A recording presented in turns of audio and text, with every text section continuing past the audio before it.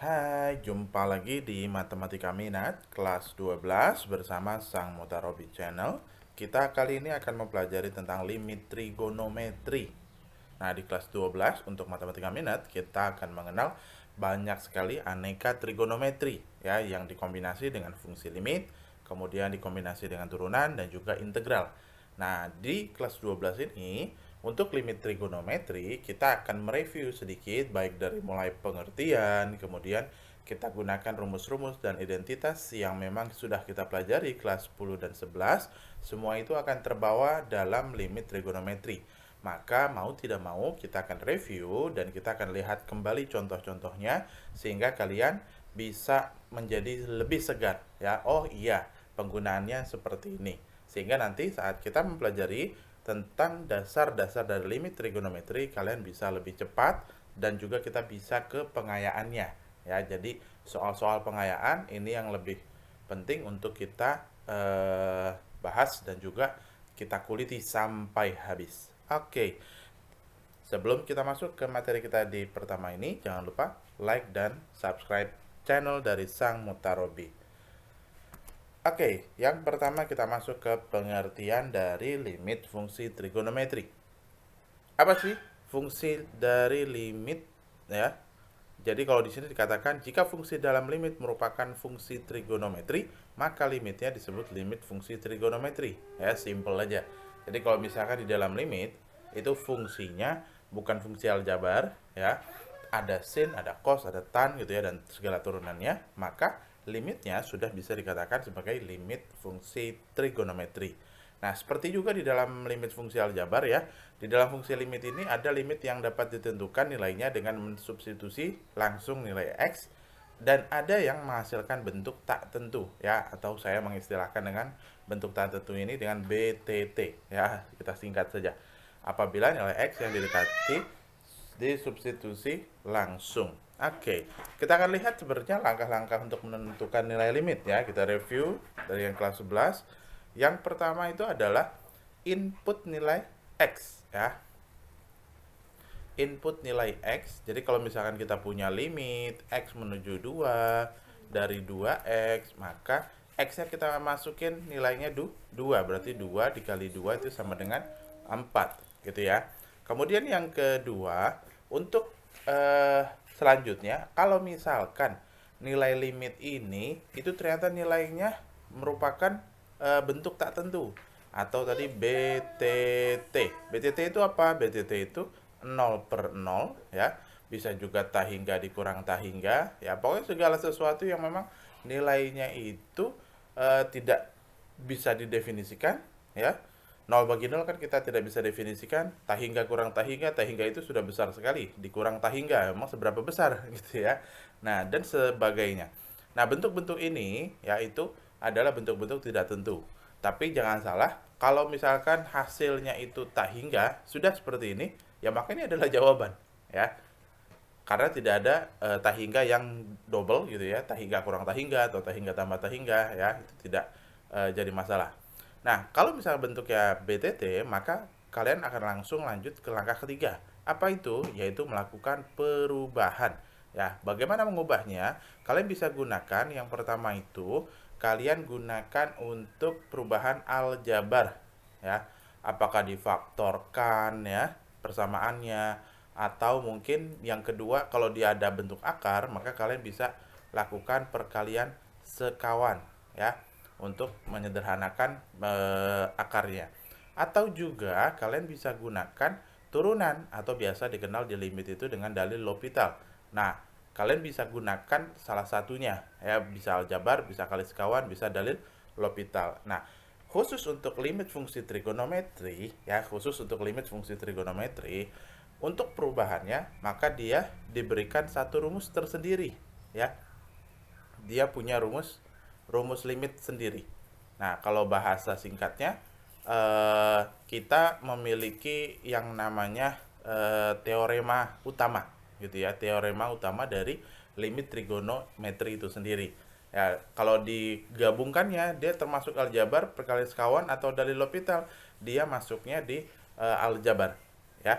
Nah, Oke, kemudian apa lagi yang perlu kita review? Yang perlu kita review berikutnya itu adalah ini. Ya, kita akan coba bagaimana fungsi trigonometri di dalam limit itu kita jalani seperti langkah yang tadi sudah kita susun, ya. Oke, yang pertama kita punya di sini soal limit x mendekati 0 dari sin x min cos x, ya. Oke, yang A dulu, limit x mendekati 0 dari sin x min cos x. Nah, tadi langkah pertamanya apa? Langkah pertamanya kita input, masukkan nilai x dari persamaan ini itu dengan angka 0. Berapakah nilainya sekarang?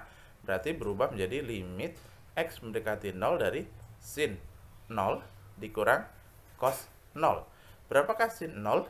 Ya, sin 0 itu 0 dikurang cos 0. Cos 0 itu 1, berarti 0 dikurang 1. Hasil berapa? Min 1. Kalau sudah bertemu hasil, maka kita tidak perlu lagi ke langkah 2, langkah ketiga, ya. Maka kita langsung dapatkan ini adalah hasilnya. Nah, kemudian kita lanjut ke yang B. B itu kita punya limit x mendekati dari setengah pi. Berapa sih setengah pi? Setengah pi itu berapa? 180. Berarti setengah dikalikan pi berarti 90. Oke, kita lanjutkan. Ini dari cos kuadrat x per sin setengah x dikurang cos setengah x kuadrat gitu ya. Ini sama dengan kita input dulu nilainya ya, nilai 90 derajatnya. Berapakah hasilnya? Berarti limit x mendekati 90 ya, sudah kita ganti tadi.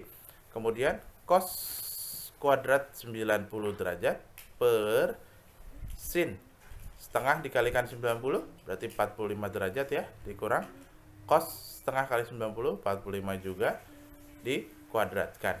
Nah, kemudian cos 90 itu berapa? Cos 90 itu 0 dikuadrat per sin 45. Sin 45 itu berapa? Sin 45 itu setengah akar 2. Setengah akar 2 cos 45 setengah akar 2 juga ya. Kemudian dikuadrat. Berapakah nilainya? Berarti 0 kuadrat ya, berarti 0. Kemudian setengah akar 2 kurang setengah akar 2 juga sama ya, 0. Maka ini juga 0 kuadrat. Nah, bentuknya ketemu kita dengan BTT ya. 0 per 0. Nah, 0 per 0 ini berapa? Nah, ini kan tidak kita ketahui ya, alias tidak didefinisikan. Maka inilah yang disebut dengan tadi langkah kedua, yaitu BTT. Kalau kamu ketemu bentuk yang seperti ini, langsung berubah ke langkah berikutnya, yaitu langkah ketiga. Mana yang mau kamu ubah, silahkan saja ya, bentuk mana yang mau diubah. Tapi biasanya nilai limit fungsi trigonometri itu kita mengubah yang namanya nilai cos ya. Di sini ada nilai cos, di sini ada nilai cos ya. Itu yang kita ubah. Kalau misalkan bentuknya penjumlahan atau pengurangan, kita ubah jadi perkalian. Oke. Nah, kita belum lanjut sampai ke sana. Saya hanya ingin tunjukkan tentang runutan-runutan langkahnya. Kemudian kita lanjut ke yang bagian C. Bagian C, kita punya limit x mendekati tak hingga dari sin x per x. Berapakah nilainya? Kalau x-nya kita input ya, langkah pertama, x-nya kita input, berarti tak hingga. Berarti nilainya adalah limit dari x menuju tak hingga, sin tak hingga. Berapakah sin tak hingga per tak hingga? Berapa sin tak hingga? Ya, tentu nilainya pun ya, karena sinnya itu berupa derajat yang sangat besar sekali ya, kemudian dibagi dengan x yang nilainya juga sangat besar. Nah, kita tidak ketahui nilainya berapa, maka ini hasilnya adalah tak hingga per tak hingga ya. Nah, tak hingga per tak hingga ini juga bentuk dari BTT ya, bentuk tidak tentu. Maka kita harus lakukan perubahan, yaitu lanjut ke langkah ketiga.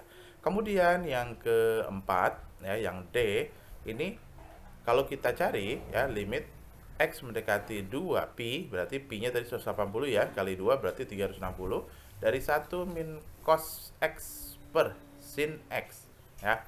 Maka cos x berarti cos 360. 360 nilainya itu adalah 1, berarti 1 kurang 1 per sin 360. sin 360 itu adalah 0. 1 kurang 1 itu 0 per 0. Nah, ternyata kita dapatkan juga bentuk tidak tentu ya. Berarti kita masuk ke langkah 2, lanjut kita lakukan untuk ke langkah 3 ya. Jadi untuk yang 3 ini B, C, dan D dia langsung masuk ke langkah 3 ya. Perlu dilakukan perubahan. Kalau yang A ini tidak, ini langsung kita mendapatkan hasilnya. Oke, kita lanjut ke berikutnya. Nah, ini adalah rumus-rumus trigonometri yang perlu kita ingat. Sin alfa plus beta, sin alfa min beta, cos alfa plus beta, cos alfa min beta. Contohnya gimana sih? Saya ambil ya satu saja. Ini perlu kalian ingat ya. Ini perubahan ini sin, cos, sin ya. Kalau untuk sin itu seperti itu ya. Sin, cos, sin. Yang beda apa? Kalau dia sin, ini maka min ya. Di sini ada min, kemudian di sini ada min ya, sama. Kalau plus, di sini plus, di sini juga plus ya, tidak berbeda. Tapi kalau cos, kalau di soalnya itu plus, maka di uraian ya jawabannya itu adalah negatif. Begitu juga kalau di soal negatif, maka di uraian rumusnya adalah positif. Nah, kemudian berikutnya adalah kita lihat contohnya. Misalkan kita punya cos 75 misalkan. Nah, cos 75 ini kan bukanlah sudut istimewa ya. Sudut istimewa itu 0, 30, kemudian 45, 60, dan 90. Nah, sedangkan cos 75 ini bukanlah sudut yang istimewa. Nah, maka kita bisa lakukan perubahan dengan rumus trigonometri ini. Kita tulis cos, nah 75 itu bisa bertambah berapa? 30 ditambah 45, gitu ya. Maka ini kita anggap alfa, ini kita anggap beta. Berarti cos ya, kita pakai rumus yang ketiga ya. Cos 30 derajat dikalikan cos 45 derajat dikurang sin 45 derajat ya.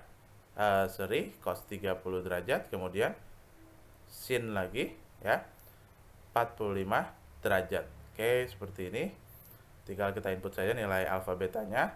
Cos 30 berapa? Cos 30 adalah setengah akar 3 dikali cos 45 setengah akar 2 dikurang sin 30 berapa? Sin 30 itu setengah sin 45 setengah akar 2. Oke, kita sederhanakan. Setengah kali setengah berarti seperempat ya. Akar 3 kali akar 2 berarti akar 6 dikurang 1/2 kali 1/2 berarti seperempat ya. Ini akar 2 seperempat dengan seperempat ya, bisa dikeluarin ya. Berarti seperempat buka kurung akar 6 dikurang akar 2. Nah, ini adalah nilai cos 75. Nah, kemudian apalagi yang bisa kita cari? Misalkan cos 15 misal, sin 15 misalkan. Sin 15 derajat. Dari mana kita bisa bentuk sin 15 derajat? Oh, ternyata bisa dibentuk dari sin 60 derajat dikurangi 45 derajat. Betul ya, 15 derajat ya.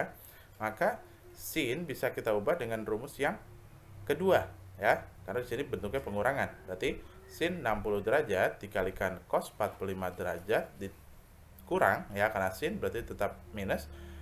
Hasilnya adalah cos 60 derajat kemudian sin 45 derajat. Nah, kita input sekarang nilainya. Sin 60 itu setengah akar 3, kemudian cos 45 setengah akar 2 dikurang cos 60-nya berapa? Cos 60-nya adalah setengah, sin 45-nya setengah akar 2. Oke, kita lanjutkan. Setengah kali setengah, seperempat ya. Kemudian akar 3 kali akar 2, akar 6 dikurang setengah kali setengah, ini seperempat. Kemudian ini ada akarnya ya. Nah, akar di sini tidak ada perkalian ya, berarti akar 2. Maka hasilnya adalah 1/4 akar 6 dikurang akar 2. Nah, ini adalah hasil daripada sin 15 derajat. Nah, ini adalah penerapan untuk rumus trigonometri di nomor 1 sampai 4. Kita lanjutkan di nomor 5 dan 6 ya. Nah, di nomor 5 dan 6 tadi ada contoh soalnya sudah saya bahas ya di sebelumnya. Kemudian ini adalah identitas trigonometri. Nah, identitas trigonometri ini adalah hal yang paling harus kalian kuasai. Ada beberapa tambahan yang lainnya. Nah, kita bahas dulu yang ini. Sin 2 alfa sama dengan 2 sin alfa cos alfa gitu ya. Maka Jadi kalau misalkan kamu punya gini, sin berapa 2x gitu ya, maka sama dengan 2 dikalikan sin x dikali cos x. Tapi kalau misalkan kalian punya sin 8x, berarti kan itu sinnya bisa diubah seperti ini. Berarti 2 dikalikan 4x gitu ya, 2 kali 4 kan 8. Berarti ini kita anggap sebagai alfa. Nah, maka bisa kita ubah menjadi sin 2 sin x-nya itu apa? X-nya diganti dengan 4x ya, dikalikan dengan cos 4x. Nah, ini adalah nilai dari sin 8x. Nah, kemudian yang nomor 6-nya cos 2 alfa sama dengan cos kuadrat alfa dikurang sin kuadrat alfa. Ini yang pertama. Kemudian yang kedua, 2 cos kuadrat alfa dikurang 1. Ini juga bisa dipakai. Atau 1 min 2 sin kuadrat alfa. Nah, yang digunakan itu rata-rata biasanya di limit fungsi itu adalah yang 1 min 2 sin kuadrat alfa. Kenapa? Karena di dalam limit fungsi trigono kita tidak mengenal nilai cos ya. Kalaupun ada nilai cos paling kita input saja nilai x-nya. Tapi rata-rata nilai cos kita ubah ke dalam bentuk sin ya. Nah, 1 min 2 sin kuadrat alfa. Jadi kalau misalkan kita punya cos 2x itu kan 1 min 2 sin kuadrat x gitu ya. Berarti kalau misalkan saya punya cos x ya, hilang angka 2-nya, perhatikan kalau dia cos 2x maka hasilnya adalah di sini x ya, 1. Maka kalau saya punya 1 ya, cos x berarti 1 dikurang 2 sin kuadrat setengah x ya, karena 1 bagi 2 kan setengah. Seperti itu ya. Berarti kalau misalkan saya punya cos 4x bagaimana? Kalau cos 4x ya berarti 1 dikurang 2 sin kuadrat 2x ya, 4-nya dibagi 2. Kemudian selanjutnya yang berikutnya adalah kita punya sin kuadrat x plus cos kuadrat x sama dengan 1. Jadi kalau misalnya kita cari cos kuadrat x, itu nilainya adalah 1 dikurang sin kuadrat x. Kemudian sin kuadrat x itu sama dengan 1 dikurang cos kuadrat x ya. Terserah mau pakai yang mana, sesuaikan dengan soal yang kita miliki gitu ya. Nah, kita lihat misalkan contoh soalnya seperti ini ya, kita hanya pada pola-pola yang kita tadi contohkan ya. Nah, ini limit x mendekati 2 dari 1 min cos kuadrat x min 2. Nah, kalau ini kita lihat ya, ini adalah bentuk dari cos kuadrat x begitu ya. Tapi di depannya ada 1 dikurang. Nah, kalau kita back ya, nilai mana yang dia memenuhi, itu sebenarnya nilai yang ini. Ini ya yang saya lingkari. Itu ya. Berarti 1 min cos kuadrat x itu sama dengan sin kuadrat x. Yang tadi dianggap x itu apa? Yang ini ya, nilainya. Nah, ini nilainya x min 2. Berarti kita bisa tuliskan limit x mendekati 2 ya, dari 1 dikurang cos kuadrat. Berarti ini langsung kita ubah menjadi sin kuadrat x min 2. Nah, perubahan x min 2 ya, berubah dari 1 min cos kuadrat ke sin kuadrat, kapan kita boleh lakukan ya? Kita boleh lakukan apabila kita sudah mengetahui pasti ya langkah satunya, yaitu input nilai x. Nah, itu nilainya memang hasilnya adalah langkah kedua, yaitu nilainya BTT ya, 0 per 0 dan sebagainya. Nah, baru kita masuk ke langkah 3 ya, melakukan perubahan aljabar. Nah, jadi kalau misalkan kita masukin 2, x dikurang 2 berarti 2 kurang 2 0. Cos 0 itu kan 1, berarti 1 kurang 1, ini atasnya 0. Berarti 0 per bawahnya 2 kuadrat 6. 6 kali 3 berarti 18. Oke, 2 kuadrat itu 4. 4 kali 3 itu 12. 12 dikurangi 24 ya, min 12 tambah 12 itu berarti 0. Berarti ini bentuknya 0 per 0 ya. Nah, kalau memang bentuknya 0 per 0, maka kita langsung melakukan perubahan ketiga ya, langkah ketiga, yaitu merubah dengan menggunakan aljabar. Nah, aljabar di sini yang kita gunakan adalah merubah bentuk dengan identitas trigonometri ya. Jadi sin kuadrat x itu sama dengan 1 min cos kuadrat x. Kalau kita punya ini berarti hasilnya ini gitu ya. Maka kita dapat sin kuadrat. Kemudian berikutnya untuk yang limit x mendekati 2, bagian bawahnya nih kita bisa ubah, berarti sin kuadrat x min 2 gitu ya, per ini bisa kita keluarin angka 3-nya, berarti menjadi x kuadrat min 4x plus 4 gitu ya. Nah, ini kalau kita lanjutin ya, Berarti limit X mendekati 2, ya, atasnya kita tetap saja X min 2 per X kuadrat min 4X plus 4. Ini bentuknya, dia bentuk persamaan apa? Bentuk kuadrat sempurna, berarti X min 4 ya, kuadrat. Nah, bentuknya seperti ini. Nah, X min 2. Ya, gimana caranya kok tahu 2? Ini aja, ini bagian tengah, ya, 4X langsung dibagi 2. Ya, berarti 4 dibagi 2, berarti 2. Berarti dia hasilnya kenapa minus? Ini karena kita lihat tanda di sini, ya. Kalau dia minus berarti di sini tandanya minus. Kalau plus berarti di sini tandanya plus. Oke, nah ini kalau kita lanjutkan kita bisa dapatkan hasilnya. Tapi kita tidak lanjutkan. Saya hanya ambil contoh tentang di mana sih posisi limit dengan melakukan perubahan dengan identitas trigonometri. Kita lanjut ya. Oke, di nomor 7, 8, 9, dan 10 ini adalah perubahan-perubahan yang berkaitan dengan bentuk penjumlahan dan pengurangan daripada trigono. Kayak misalnya sin tambah sin kurang sin, cos tambah cos, cos kurang cos. Nah, bentuk-bentuk dari yang ini, ya, dari yang penjumlahan dan pengurangan, ini harus diubah ke mana? Diubah ke bentuk yang perkalian, ya, di sebelah kanan. Nah, ini yang harus kalian hafalkan, ya. Nah, untuk menghafalnya, nanti bisa kalian lihat di video yang lainnya tentang cara menghafalkan rumus daripada penjumlahan dan juga pengurangan trigonometri, ya, biar kalian mudah. Nah, oke, kita lanjutkan saja kepada contoh soalnya. Misalkan seperti ini, limit cos X min cos 5X, ya. Nah, ini berarti bentuknya cos X min cos 5X. Nah, ini perlu kita ubah, ya. Kalau ini kita sudah dapatkan, ya, ini bentuknya BTT. Kita coba cos 0 itu 1 dikurang 5 kali 0 juga 1, berarti 1 kurang 1 itu 0. Kemudian bawahnya tan 2x, berarti tan 0. Tan 0 itu adalah 0. 12 kali 0, 0. 0 kali 0 berarti tetap 0, berarti 0 per 0. Ya, sudah fix, ya. Bentuknya adalah BTT. Maka kita bisa lakukan perubahan. Cos X min cos 5X. Ya, berarti kita gunakan rumus yang mana? Rumus yang paling bawah itu, ya, yang nomor 10. Berarti min 2 kali sin setengah dijumlah dikali sin setengah dikurang. Nah, maksudnya gimana?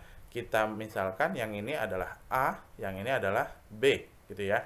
Maka minus 2 dikalikan sin setengah dikali A tambah B, berarti X tambah 5X, berarti 6X dikali sin, ya, sekarang pengurangan A dikurang B, berarti X kurang 5X, berarti minus 4X. Nah, sudah sederhana kah? Belum, masih ada setengahnya, ya. Berarti minus 2 sin setengah kali 6x berarti 3x dikali sin, ini ada setengahnya, setengah dikali min 4x berarti sin minus 2x, gini ya. Nah, ini ada sin minus 2x. Berapa sih sin minus 2x? Kalau kita punya sin dari sudut yang negatif, ya, min alfa, maka hasilnya adalah min sin alfa. Beda kalau misalnya cos min alfa, itu hasilnya adalah cos alfa, ya, minusnya hilang. Tapi kalau sin sudutnya negatif, maka dia nilai hasilnya itu adalah negatif sin sudut tersebut. Nah, maka ini bisa kita tuliskan menjadi min 2 sin 3x dikali minus sin 2x, gitu ya. Karena ini hasilnya, ya, berubah dengan rumus yang ini. Kemudian kita kalikan saja min pada sin ini dikalikan ke minus 2. Berarti jadi positif, berarti 2 sin 3x dikalikan sin 2x. Nah, ini saya sampai sini saja. Saya tidak teruskan menyelesaikan limitnya, karena kita belum belajar sampai sana, ya. Oke, itu cara penggunaannya supaya bentuk daripada penjumlahan atau pengurangan trigono pada limit itu bisa diubah menjadi bentuk perkalian. Itu sudah pakemnya seperti itu. Dasarnya dari penjumlahan pengurangan, kalau ketemu dengan rumus cos, ya, maka ataupun sin, ya, sin min sin, sin plus sin, ya, kalian ubah ke dalam bentuk-bentuk yang perkalian. Oke, itu saja untuk kali ini, ya, di contoh soal yang pertama. Nah, untuk contoh soal kedua, kalian bisa mulai kerjakan dengan menggunakan rumus yang kedua, ya. Tadi adalah sin min sin. Nah, kalian bisa gunakan rumus itu, ya, untuk menyelesaikan contoh soal yang kedua ini. Baik, kita lanjut saja kepada yang berikutnya. Kita masuk kepada teorema utama limit atau dikenal dengan sifat-sifat limit. Ya, nah, sifat-sifat limit ini itu kita punya 9 ya, dari mulai limit X mendekati C dari K sama dengan K. Maksudnya apa sih? Maksudnya itu gini, kalau misalnya kita punya limit X mendekati 2 dari 4, berarti hasilnya 2 atau 4? Hasilnya adalah 4 gitu. Nah, kemudian kalau yang nomor 2 itu limit X mendekati C dari X sama dengan C. Nah, kalau misalkan limit X mendekati 2 ya dari X, maka hasilnya angka yang ini ya, hasilnya 2. Tapi kalau tadi dia konstanta ya, ada angka, maka hasilnya angka itu sendiri. Kemudian yang ketiga, kalau kita punya K dikalikan limit X mendekati C dikalikan Fx gitu ya. Nah, sebenarnya dia ingin tuliskan tuh seperti ini. Misal saya punya limit X mendekati 1 dari 2 dikalikan 3X min 2 begini. Nah, maka nilai 2 saya bisa keluarin menjadi 2 dikali limit X mendekati 1 dari X 3X min 2. Seperti ini dia bisa dituliskan. Jadi konstantanya kita keluarkan dari limitnya, karena nilainya itu tidak akan berpengaruh sama sekali ya, dia hanya bentuk perkalian saja. Oke, kemudian yang keempat, nah ini bentuknya limit ya, sesuatu yang dijumlahkan itu bisa dipisah. Nah, misalkan yang ini tadi kita punya limit X mendekati 1 dari 3X min 2 plus 2 misalkan. Berarti kita bisa pisah limit X mendekati 1 dari 3X ditambah limit X mendekati 1 dari 2. Seperti itu. Ini nanti hasilnya sendiri, yang ini hasilnya sendiri. Ya. Kemudian yang kelima, nah untuk yang pengurangan juga sama. Misalkan kita punya limit X mendekati 1 dari 3X min 2, berarti kita bisa urai ya, limit X mendekati 1 dari 3X dikurang limit X mendekati 1 dari 2 ya. Bedanya hanya di tanda minusnya ini saja ya. Nah, kemudian nomor 6 juga sama, itu bentuknya perkalian. Ya, misalkan nomor 6 ini limit X mendekati 1 dari misalkan 3X min 2 dikalikan dengan 7X kuadrat gitu ya. Kalau kalian nggak mau kalikan ya seperti ini, misalnya kalikannya ya satu-satu, maka kalian bisa pecah ini. Berarti limit X mendekati 1 dari 3X min 2 dikalikan dengan limit X mendekati 1 dari 7X kuadrat. Nah, sifat-sifat ini untuk apa sih? Biasanya nanti di fungsi trigono, di limit fungsi trigono ini dia butuh untuk pemisahan-pemisahan. Nah, cara memisahkannya bagaimana? Kita gunakan sifat limit ini ya. Kemudian juga di nomor 7, 8, dan 9 ini bisa kita gunakan. Nomor 7-nya misalkan itu pembagian ya, maka limit X mendekati misalkan 1 tadi ya, kita punya 3X min 2 per 5X kuadrat misalkan. Nah, berarti bentuknya ini bisa kita tuliskan ya, limit X mendekati 1 dari 3X min 2, yang bawah juga gitu, limit X mendekati 1 dari 5X kuadrat. Nanti ini ada hasilnya ya, ini juga ada hasilnya. Oke, kemudian yang ke-8 itu bentuknya adalah perpangkatan ya. Misalkan limit X mendekati 1 dari 1 per sin X dikuadratkan gitu ya. Nah, bentuknya ini kan berarti 1 kuadrat berapa sih? 1 kuadrat itu kan 1 ya, berarti 1 per sin X, ini begini, kuadrat, yang ini juga kuadrat. Nah, kuadrat-kuadrat bisa kita gabungin ya, maka kita bisa tuliskan ya 1 per sin X ya, yang dikuadratkan seperti ini. Nah, kalau sudah bentuknya seperti ini, maka kita bisa lagi mengubah.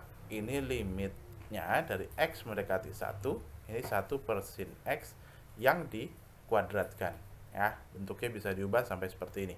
Kemudian yang nomor 9 ini adalah sifat untuk bentuk akar ya, sama seperti nomor 8 ya, mirip dia limit X mendekati 1 dari misalkan kita punya akar 144X kuadrat gitu ya, maka kita bisa ubah menjadi akar pangkat dari, kalau di sini kan 2 ya, akar pangkat N ya, maka kita tidak tuliskan.